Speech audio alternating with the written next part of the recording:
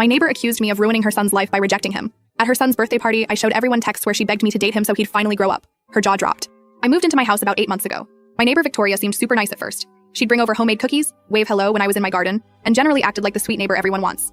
Looking back, I should have noticed how every conversation somehow turned to her son, Nathan. It started subtly. "Oh, Nathan loves those flowers you're planting." Or, "Nathan was just saying how nice it is to have a young person in the neighborhood."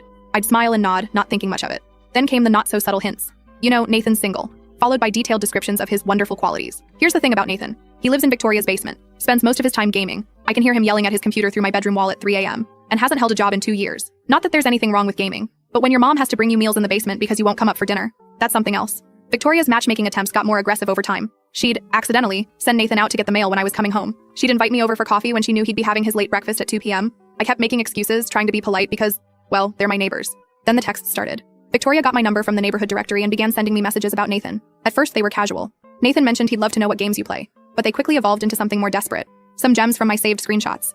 "Nathan needs a good woman like you to motivate him. He's such a sweet boy, just a late bloomer. I'll pay for all your dates. He just needs someone to push him in the right direction. Please give him a chance. I'll help with a down payment on a house if you date him. He listens to pretty girls more than his mother." I kept rejecting her politely, but firmly. This made Victoria angry. She started telling neighbors I'd been leading Nathan on, and breaking his heart.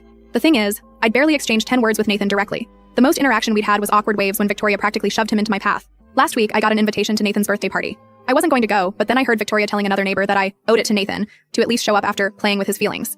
That was it. I decided to go, but not for the reasons Victoria wanted. I spent the week preparing.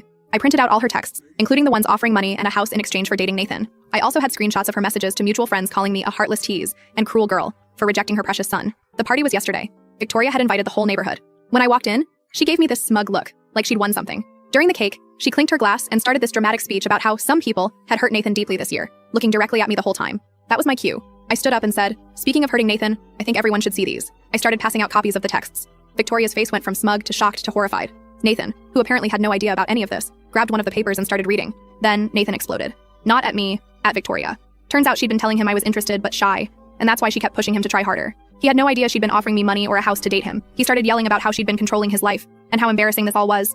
Victoria tried to play it off as a mother's love, but the damage was done. Nathan's cousin Leo actually burst out laughing and said, "Aunt Vicky, this is a new low, even for you." The party dissolved into chaos.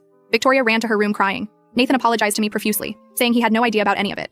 Apparently this wasn't the first time Victoria had tried to help him by meddling in his life. Today, Victoria's car has been gone all day, and the house is quiet. Nathan's cousin Leo texted me, he got my number from the party, to say that Nathan's finally looking for his own apartment. He said Victoria's been pulling stunts like this for years, but this was the wake-up call Nathan needed.